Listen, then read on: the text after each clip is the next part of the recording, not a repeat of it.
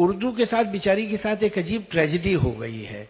जब तक कि वो आपकी समझ में आती है आप उसे हिंदी समझते हैं, जब समझ में आना बंद होती है तब कहते हैं ये उर्दू है। तो दरअसल जो इस वक्त मैं बात कर रहा हूं, जो हम लोग आपस में बात करते हैं वही उर्दू है, असली उर्दू तो वही है। एक किसी ने कहा, एक लखनऊ के बड़े मशहूर शायर थे आरजू लखनवी, उनसे किसी ने कहा देखिए उर्दू क्या है, उर्दू बिना पर्शियन वर्ड्स के तो या अरबिक वर्ड्स के थोड़ी कोई ज़बान है। तो उसने कहा आपका ख्याल है किसी भी ज़बान में किसी भी लैंग्वेज के शब्द इस्तेमाल किए जा सकते हैं, लफ्ज़ इस्तेमाल किए जा सकते हैं, लेकिन उर्दू कोई डिपेंडेंट नहीं है, उस पर वो उसके भरोसे नहीं जी रही किसी ज़बान के। और उन्होंने कहा मैं एक किताब लिखूंगा उर्दू में जिसमें एक वर्ड भी नहीं ऐसा होगा जो पर्शियन रूटेड हो या अरबिक रूटेड हो, और उन्होंने पूरी किताब लिखी। वही सच्ची उर्दू है। अब हमारी जबान देखिए, पिछले दिनों मैं गया था जयपुर में, फेस्टिवल था, वहां भी कुछ इस तरह की उर्दू के बारे में बातें हो रही थी, तो मैंने उनको एक 4-5 जुमले बोले, मैं आपसे भी बोलता हूं। एक मकान में एक गोरा चिट्टा आदमी, एक नन्हा मुन्ना सा बच्चा बैठे थे। बावर्ची ने नाश्ता लाके दिया। नाश्ते में उड़द की दाल और टोस्ट थे। नाश्ता करने के बाद उसने चीख हटाई, एक संदूक खोला, उसमें से एक पिस्तौल निकाला, दीवार पे टंगी बंदूक उतारी और घर से बाहर निकल गया। रास्ते में तेज हवा थी। ये कोई कंफ्यूजन तो नहीं, सबकी समझ में आया। अब सुनिए, मकान अरबिक, गोरा चिट्टा में चिट्टा पंजाबी, नन्हा मुन्ना में नन्हा गुजराती, बच्चा पर्शियन। बच्चा पर्शियन वर्ड है।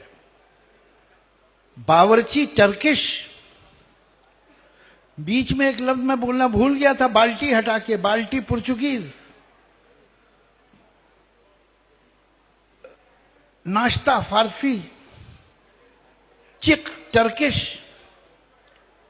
कितनी जबानें हमें मालूम है कि हम क्या, पिस्तौल पिस्टल अंग्रेजी, संदूक टर्किश, बंदूक टर्किश,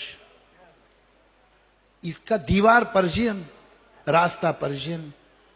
अगर हम इस तरह से शब्द अपनी जबानों से निकालना शुरू करें, हम बात ही नहीं कर सकते। हमारी जबान में जो मैं और आप बोल रहे हैं, उड़द तमिल, उड़द की दाल, टोस्ट इंग्लिश टोस्ट। तो जब हम 2 मिनट बोलते हैं तो उसमें 10 लैंग्वेजेस के लफ्ज होते हैं, लेकिन उससे ये जबान वो जबान नहीं बन जाती। जबान अपनी स्क्रिप्ट भी नहीं होती। अगर मैं लिख दूं KUCH KUCH HOTA HAI, कुछ कुछ होता है, इंग्लिश हो गया क्या? वो स्क्रिप्ट भी नहीं होती। अब यहां लोग हैं जानते हैं, पंजाबी 3 स्क्रिप्ट में लिखी जाती है, गुरमुखी में लिखी जाती है, देवनागरी में लिखी जाती है, और फारसी रस्मुल खत में भी लिखी जाती है। मगर पंजाबी तो पंजाबी रहती है, किसे कैसे भी लिख लो। स्क्रिप्ट जबान नहीं है, वोकेबलरी भी जबान नहीं है। अगर मैं ये कहता हूं ये हॉल एयर कंडीशन है, तो मैं अंग्रेजी नहीं बोल रहा हूं। हालांकि दोनों जो खास शब्द हैं वो दोनों अंग्रेजी के हैं, हॉल भी और एयर कंडीशन भी। लेकिन अंग्रेजी क्यों नहीं बोल रहा हूं? इसलिए कि इधर ये लगी है और उधर है लगी है। लैंग्वेज अपना ग्रामर और सिंटैक्स होती है। अब देखिए उर्दू क्या है। जो हम हिंदी कहते हैं, जो हम हिंदुस्तानी कहते हैं, जिसे हम उर्दू कहते हैं, वो सिंटैक्स, वो ग्रामर एक है। मैं आ रहा हूं, तुम जा रहे हो, मुझे प्यास लगी, तुम खाना खाओगे, कहां जा रहे हो, कब आओगे, ये सब तुमने सुना है, मैंने सुना है। ये सब क्या है? ये कौन सी भाषा है? ये हिंदी है कि उर्दू है? ये हिंदुस्तानी है, यही हिंदी है, यही उर्दू है। अब 4 शब्द आपने इधर डाल दिए तो इधर पलड़ा झुक गया, 4 उधर डाल दिए तो उधर पलड़ा झुक गया। यूं करके लिखा तो जबान बन गई, उधर से लिखा तो दूसरी जबान बन गई। लेकिन एक आम आदमी जो सड़क पे बोल रहा है, जब तक आप उसका बोलना जो है लिखेंगे नहीं, तय नहीं कर सकते वो क्या बोल रहा है। हिंदी के उर्दू, ये वर्ड बड़े दिनों बाद आज सुनने को आया, हिंदुस्तानी। इस शब्द को हम भूल गए। महात्मा गांधी ने तो यहां तक कहा था कि इस देश की जो सरकारी जबान है, जो ऑफिशियल नेशनल लैंग्वेज है, वो हिंदुस्तानी होनी चाहिए। आज हिंदुस्तानी भी कोई जबान है, कोई जानता ही नहीं। हम लोग नहीं जानते, भूल गए इस बात। ये जबान जो है ये हिंदुस्तानी जबान है। एक अजीब बात है कि उर्दू की स्क्रिप्ट सिमट रही है और उर्दू जबान फैल रही है। आप ये देखिए, आज हिंदी में 2 दिन पहले मेरी किताब उर्दू में भी छपी और हिंदी में छपी। मैं पिछले 2 दिन में यहां पर 300-400 किताबें हिंदी में साइन कर चुका हूं, जो उर्दू की पोइट्री देवनागरी में छपी है। उर्दू से मोहब्बत, उर्दू से दिलचस्पी लोगों की कम नहीं हुई है, इसलिए कि ये आम इंसान की जबान है। और जबानें वही जिंदा रहती हैं जो आम इंसान की हो। सरकारें जबानें नहीं चला सकती, वरना अगर चला सकती होती तो या पूरा हिंदुस्तान या तो अंग्रेजी बोल रहा होता या फारसी बोल रहा होता। बहुत साल तक अदालतों की जबान फारसी रही है हिंदुस्तान में, और बहुत साल तक हुक्मरानों की जबान अंग्रेजी रही है।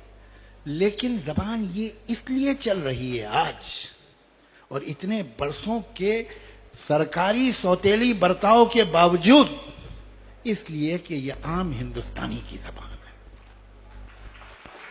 तो कोई हैरत की बात नहीं है कि ये फिल्मों में है, इसे होना ही चाहिए, इसलिए कि फिल्में हिंदुस्तानी हैं और ये जबान भी हिंदुस्तानी है। आप शुरू से लेकर अब तक देखिएगा, अब तो खैर बात बदल गई है, अब तो जबान होती ही नहीं है फिल्मों में, तो कौन सी ढूंढने की जरूरत ही नहीं है। अब तो जो हमारे नए डायरेक्टर हैं, नए राइटर्स हैं, वो उसमें लिखते हैं रोमन में, और आधी से ज्यादा डायलॉग भी अंग्रेजी शब्द होते हैं उसमें। तो अब हिंदुस्तानी जबान तो सिमट रही है वहां, और शायद समाज में भी।